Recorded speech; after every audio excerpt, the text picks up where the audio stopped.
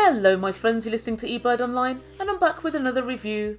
And today, for the very first time, we have the Real Housewives of Salt Lake City. Yep, that's right, something a little bit different. And guys, if you've never seen this show before, you're missing out. Get on board before it's too late. So this show came to my eyes because one of the main protagonists in the cast is under current investigation for fraudulent activities.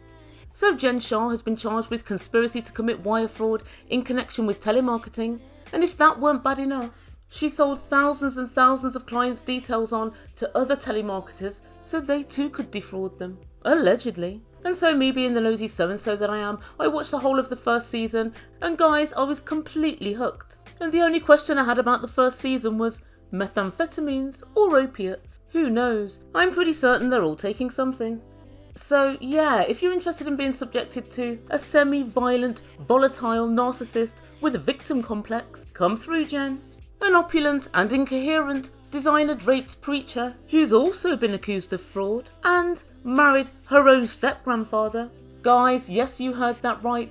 She married and had a child with her step-grandfather, i.e. grandfather. Come through, Mary. Or if you just like listening to proven liars with a ridiculous, sycophantic nature and the morals of, well, Jen Shah. That's you, Lisa. The Real Housewives of Salt Lake City, it's for you. I'd say in a nutshell, it's a show about rich and entitled narcissistic Mormons who've fallen off the wagon. Okay, well, enough introductions, let's get on with the review. I'm going to start reviewing from last week's episode, which is episode 3. The first 2 episodes were, I don't know, kind of calm. But it was last week when I realised I'm probably going to have to review this. Because with not 1 but 2 allegations of fraud, I think this show's more than likely going to deliver. Just before I begin, please don't forget to subscribe to my channel if you haven't done so already. And I will be doing more breakdowns on the cast members and so on. So do look out for those. And if you enjoy the review, please don't forget to smash the like button. So at the start of this episode, Jen, Lisa and a couple of their other friends decide to go snow-go biking. And this is kind of like skiing on a bike. And yes, because it's Utah, they do have a lot of skiing and snow-based sports. And although this ski biking looks kind of fun, Jen Shah uses it for 2 reasons. Firstly, to point out that she's much better at it than Lisa. Jen, that's no badge of honour. It's fair to say that Lisa has quite significant coordination and perception-based issues. And you really are impressing nobody by being better than her. And Lisa's lack of perception slaps us right between the eyes immediately. She stopped her ski bike short of a little mogul in the snow, and guys, it was the smallest little mound ever. And she said, oh my god, it scared me. But immediately afterwards, she tells production, I deserve a cocktail after what I just did out there on the slopes. And guys, it's just reminded me of when she went round a racing track at 70 miles per hour in a Lamborghini, all the time proclaiming that she was the shit. Delusional does not go close to explaining what Lisa is, doesn't go close. She's pretty much my least favourite cast member, it has to be said. And when they finish, Lisa and Jen sit down and have a coffee. And they bore on a little bit about their relationships. Yep, both your husbands are scared of you. They're pussies. But then Jen tells Lisa that she's planning an excursion. And she wants to do something for the whole of the group. She wants to stop the arguments and bring the group together. Jen, the only way to stop this group from arguing is if you all delete each other from all social media and from your actual real lives. Then I predict all arguing would cease. So then Jen tells Lisa that she needs some vital information before she can book them into this trip. She needs the following: weight, height, full government name as it appears on your ID, eye colour, date of birth and hair colour. Real date of birth, no fucking chance with these liars. But I thought, what? You do not give details out like this to an alleged fraudster. And then Jen lets us know she wants to invite all of the girls ice fishing. What? Okay, whatever. Well, I suppose we're here for the mess. It does sound as boring as all hell though.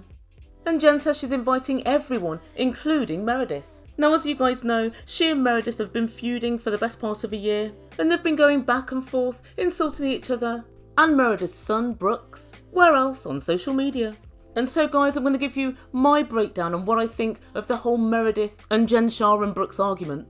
So for those of you who don't know, Jen Shah was very good friends with Meredith, and one day she was over at her house, and I don't recall exactly what the conversation was, but Jen Shah was joking around, they were drinking, and I think somebody said, oh Jen Shah, you're not flexible, you can't kick your legs up, and she was laying on Meredith's sofa, and she said, I can show you how I can kick my legs up, but I don't have any knickers on. So she kicked her legs up, and guys, I replayed this many times, you couldn't see anything at all. But Brookes was in the room. Brookes was sitting kind of side on to her. And obviously he's like 20 years of age. And he was quite embarrassed, but mainly disgusted by her. And so I think at the time he sort of left the room, but later on camera and to production and to his mum, he was saying, "It's so disgusting. I saw that woman's vagina and I feel scarred because of it. Mum, I don't want you to invite her over anymore." And so from my point of view, he was putting 20 on 10, but I have to admit, if one of my mother's friends did such a thing, I would be very embarrassed. So I can understand the embarrassment, but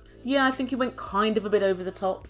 And obviously when the show aired, Jen saw all of this, so Jen started liking tweets about him. And I think some of the tweets were saying, "Oh, Brookes is gay." And Meredith is massively upset, saying he's never even spoken to me about his sexuality. Meredith, he doesn't need to.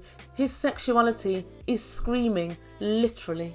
And so at the reunion, Jen Shah promised never to like tweets about him again. But of course she quite quickly reneged on that promise and continued liking anything anti-Brookes. And so Jen wants to invite Meredith so the two of them can repair their relationship. And Lisa the bumsucker is in full agreement with this. And so next up we go over to see Mary, and Mary's the preacher who married her step-grandfather, i.e. her grandfather, and as we remember, she too is labouring under allegations of fraud. But when we catch up with her, she's sitting with her son Robert, and they're having lunch at a little deli. Guys, I don't know what to say about Robert. He's monosyllabic. You can tell he doesn't want to be in front of these cameras, or he doesn't seem as if he does. And I don't know why, but I've kind of got the feeling he missed a few milestones growing up. But Mary's got something on her mind, and she asked him straight up, "Robert, do you want to move out?" And he said, yeah, I think so. And she said, "I see. Well, how are you going to pay your rent?" And he looked at her and said, I'm not sure yet." And guys, as far as I'm concerned, there's no point continuing with this conversation. When we know what we know, he lives in a massive house, he's got a lovely refrigerator in his room, full of food and drinks, and it appears that he lays on his bed, playing computer games whilst wearing designer clothes all day. If there was ever a kid that's not going to move out, it's Robert. But wait, Mary's got a good idea. She said, "Why don't you go and join the army?" The army? And guys, something draws me to the conclusion that she doesn't know her own child. When he walks at quarter speed. Honestly, the first time I ever saw him I was on YouTube, I thought I saw him walking, thinking and speaking at 0.25. That's just how slow he is. He would have literally no chance in the army, none whatsoever. But Mary reminds us that her husband, Robert Sr., well, he was in the army before he met her grandmother. Every time you say it, it just doesn't get any better. She married her grandfather. I'm still shocked by this information, even though it's me that's saying it. And she said he had a great time there. And that's why she thinks it might be a good idea for her son. Mary, please let others do the thinking in future. Thank you. And next up, we've got the new family, and it's another Jennie. And so Jennie is a Vietnamese refugee, and also, like everyone else on this show, she's a Mormon. So we see her and her husband and their 3 kids doing science projects at home in the kitchen. As you do. And it's quite a nice scene, their kids are all very cute, and so it would seem very bright as well. She takes a break from all the fun and she sits down with her husband. And I think he's a chiropractor, but don't quote me on that, I think he is. And he lets her know, for the 153rd time this year, that he wants to have more kids. And apparently in Vietnamese culture, the more kids you have, the more prosperous you are. And it's definitely a positive thing to have a massive family. And so he says, "Yep, I think we should have more kids." But then Jennie lets us in on a little bit of information. Guys, she's had 9 miscarriages and 3 C-sections. And Jennie gives him a look which says, "Get fucked." And then she says very firmly, "I will not have any more children. I'm not sure that it's going to be healthy for me or for the babies." But guys, also, I can't help but think, what about the mental toll of having 9 miscarriages? Why would you want to put someone through that again? And he said, "I think I've worked out a way of having more kids." And I think so has Jennie. I think her way is coming onto this show so she can get divorced, as many housewives have done before her, jogging you on, and then you can get married to somebody else and have more kids with them. That's your biggest hope of having more kids. And yeah, guys, I don't see it for this marriage at all. And on the first week that we saw Jennie and her husband, she was explaining how they met. And she said, "When I looked at him, I thought, oh, you're not very good looking." And that to me speaks volumes. You would think after about 20 years and 3 kids, she'd have gotten used to his looks, but no. She still wants to bring it up on camera. DIVORCE, if ever I saw it. And then very quickly we go over to see Heather, and she's with her 3 daughters. And Heather's a divorced businesswoman, and she owns, I think, some sort of spas. I think they do Botox and fillers and, that sort of thing. And she's having a chat with all of the girls, and she's talking about the Mormon church. And some of her daughters are saying they want to go back to the Mormon church because, she was kicked out once she got divorced. But her eldest is saying, I don't think I want to be a Mormon anymore.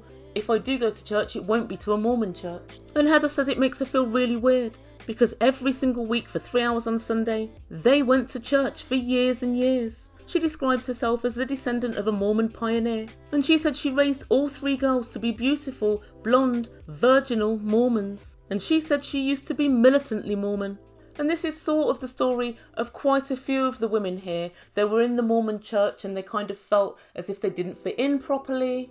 Or they're, how can we say, slightly lapsed Mormons. With some of the women because of divorce. Jen Shah was a Mormon, but black people weren't accepted into the Mormon church. So when she married her husband, who's a black guy, she converted to be a Muslim, which is her husband's faith. But I gotta say, it's quite interesting to me because I had thought before seeing this show that all Mormons practice polygamy, and none of the people on this show practice polygamy at all. So that was somewhat of a surprise. And I also knew that Mormons weren't supposed to drink and smoke and gamble. These guys don't have a care in the world, they do it all. And then go to church on Sunday like nothing ever happened.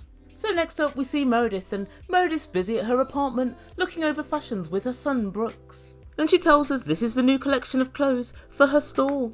And she's invited a few select friends to view this range. And one such friend is Mary the preacher. And ostensibly, Mary's there to give Brooks and Meredith some advice about the whole situation between Brooks and Jen Shah. And guys, the truth be told, I found this laughable. Mary's away with the fairies. How can Mary advise anyone on anything? She hasn't even got her own shit together. And so all 3 of them sit down. And Brooks begins, well, I log on to Twitter and I can see that Jen Shah is liking horribly mean tweets about me. It seems, Brooks, that you've missed something out. I log on to Twitter, I put the real Jen Shah in as a search term, and then I see what she's been liking, and I discover it's mean yet accurate things about me. That's what you should be saying. And so then Meredith butts in and she tells Mary, well, I've been invited ice fishing by Jen, but there's no way that I'm going to be going because of what she's been saying about Brooks. And Mary said, well, go along. Tell her to stop. Tell her that you're hurting my family and this must be stopped. Meredith thanks Mary for her help and resolves to go. Really, Meredith? You needed Loonball Mary to tell you to tackle Jen Shah yourself. I really did think more of you. And so guys, the day's finally arrived. It's the day of ice fishing. And I'm trying to rack my brain, but I do believe this is the most effing boring activity the Real Housewives as a franchise has ever tried to offer us. If there wasn't the very real chance of Jen Shah breaking through the ice and potentially drowning, I don't know if I'd be watching. So Whitney travels along with cousin Heather, and Whitney confides that she's really nervous to see Jen. And guys, I don't know what it is, Jen Shah argues with people and they're so scared of her that the next time they go to see her, they're quivering wrecks. What is it you think she's going to do? If I didn't know better, I'd think she's got information on people, I really would. And then Jennie and Lisa travel together. Lisa says Meredith isn't going. Little do you know, Lisa. And Jennie says she finds it rather pathetic that Meredith ices people out when she doesn't like them. According to Jennie, Meredith never ever wants to solve problems. Jennie, I put it to you that problems with Jen Shah are insoluble. That's the problem. And when Whitney turns up, she's wearing a life jacket. And she reminds Jen Shah that she threatened to drown her the last time the two were near water. Jen Shah, otherwise known as Zen Jen, is unfazed and she says, yeah, so what? I said I was going to drown her. That was almost a year ago. These girls and their pesky memories. And so guys, for this activity, they're cutting holes in the ice, which is to the lake underneath. And then they're putting fishing rods in and catching fish. And I look at the pathetic and tiny fish that they're catching and it barely seems worth it. And I can't believe they have to pretend to enjoy this utterly boring activity. I thought fishing was bad, but this is next level boring. And I've got a theory, I don't actually think anybody enjoys fishing. I think men who fish just want to get away from their wives, or their lives or something.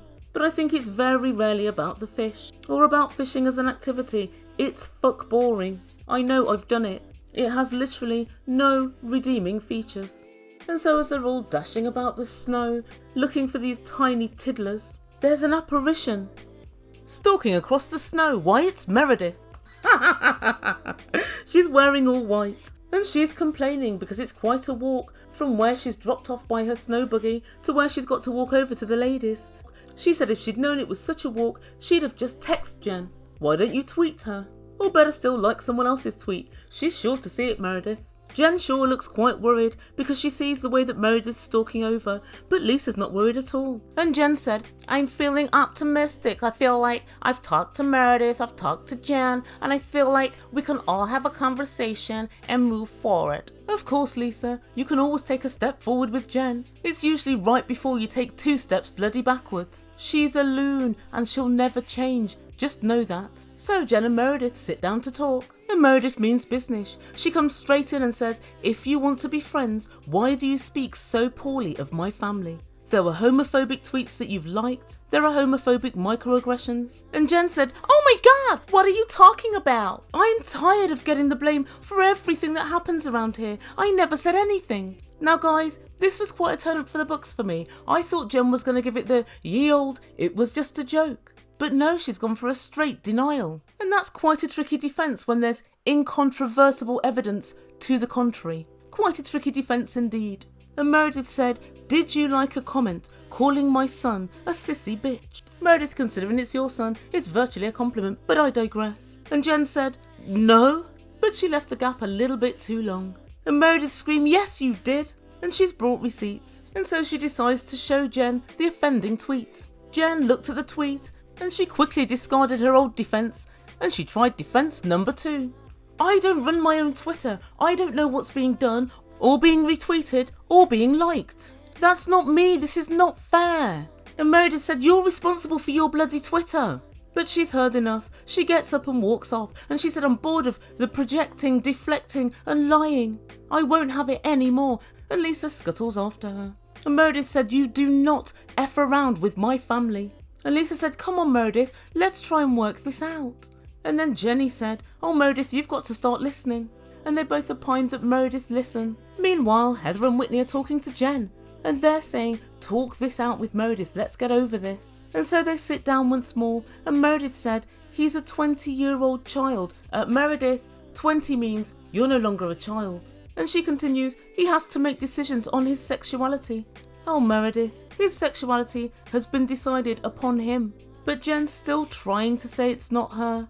And Meredith storms off once again. And Jen stands in the snow screeching, you cannot keep blaming me for every single issue on this earth. And that's where the fun ends for this week. So what does the Ebird make from all of this? Well, I completely understand why Meredith is as angry as she is with Jen. Jen, you're around 50. You should know better than to, be poking at a 20-year-old. And especially about things such as his sexuality. But I do have to say this, it's a great life lesson for Brookes. Do not poke the bear if you don't know what you're going to get. I think he thought he'd be able to poke Jen Shah and call her disgusting and pretend that he'd seen her vagina, all with impunity. For some reason he too thinks, I'm a child, I'm beyond reproach. No, you're not, Brookes. If you're going to F about with someone like Jen Shah, you're going to get your fingers burnt. But for some reason I think Brookes is just arrogant enough that he'll keep making this mistake again and again throughout his life. What else? New Jennie and her impending ex-husband. I think is a massively selfish mofo, and on that we can all agree. He wants her to have another child, notwithstanding the consequences, physiologically or psychologically, to his wife, given the fact that she's had nine miscarriages. And I think the only realistic way they can do this is perhaps using a surrogate. But if she does have another child, I know what will happen. As soon as that kid's 1 or 2, he'll be on her case again to have yet another one. They've got 3 kids. The truth be told, his selfishness left me speechless. I believe him to be a sociopath, and I certainly hope to see less of him in the future.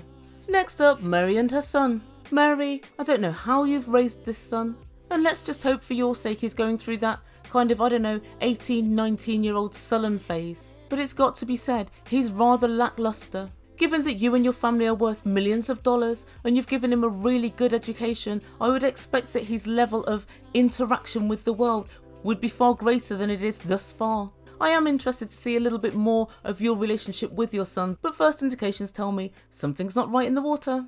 And finally, just a quick word and a few thoughts that I've got on Lisa. Last season, Lisa and Meredith were best friends. She said, we're like sisters. Where you saw one, you saw the other. You literally couldn't separate them. Now Lisa, for some reason, is cozying up to Meredith's archenemy, Jen Shah. And Lisa seems to be turning an absolute blind eye to whatever Jen is liking or saying about him on Twitter. And for some reason, Lisa wants to be really good friends with Meredith and really good friends with Jen Shah. What's her fascination with Jen Shah? Inquiring minds would like to know. I mean, maybe it could be that Jen Shah is the prime mover and shaker in that society, and now Lisa's got a chance to maybe move in different circles. Perhaps that's it. But the way Lisa tells it, she knows everybody and everybody knows her, and she already moves and shakes in the upper echelons of Salt Lake society, so I wouldn't have thought she'd have the need to insert her tongue so firmly up Jen Shah's arse, yet here she is. So that's everything. Guys, let me know what you think. Who do you think's right in the Brookes-Jen Shah arguments? What do you think of Mary's parenting skills? And why do you think that Lisa has latched her arms so firmly around Jen Shah's neck? There's got to be a reason. I can't figure out what it is just yet, but I'm sure I'll put my finger on it. So guys, thank you so much for listening. If you haven't done so yet, please do Ebird a big favour. Make Ebird a very happy Ebird. Press like on the video, and also don't forget to subscribe to my channel. Guys, watch out for my next review, which is episode 4, and hopefully I'll have that up for you tomorrow. You've been listening to Ebird Online, and I bid you good day.